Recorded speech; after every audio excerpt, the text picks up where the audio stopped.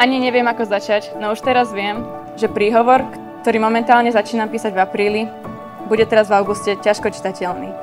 Nie ani tak pre jeho obsah, ale pre slzy, ktoré mi naplnili oči hneď, ako som sa postavila pred vás všetkých. Ani neviem, ako nepredstaviteľne rýchlo prebehol ten rok od vašho zasnúbenia. Zrazu už stojím tu, v tejto nádherne vyzdobenej sále, s triažkou v hlase aj v nohách. Pamätám si, ako Slovinka prvýkrát priviedla Tibora k nám domov. Mladé zamilované hrdličky. Ešte netušiace, aký krásny osud ich čaká. Od začiatku som vedela, že Tibor je ten pravý adept na post môjho švagra. Jeho tmavé oči a láskavý úsmev hovorili za všetko, už pri prvom hanblivom podaní ruky.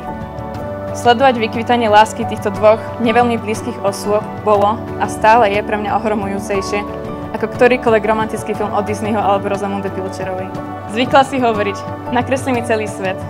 Kto by vtedy čo len tušil, že mám na chrbát namalovať portrét Tibora však?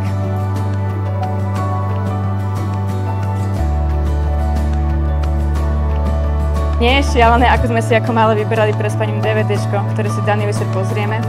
Rozhodovali sa, ktorý príbeh lásky to bude dnes. A ty teraz len takýto príbeh zažívaš.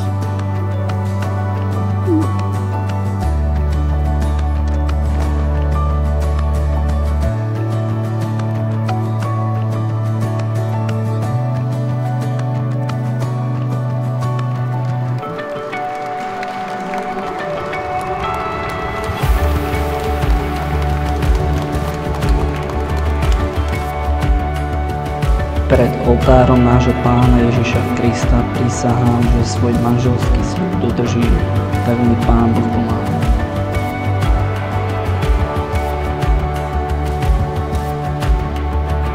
Tibor, príjmi tento prsteň ako znak mojej lásky a vernosti v mene Otca i Syna i Ducha Svätého.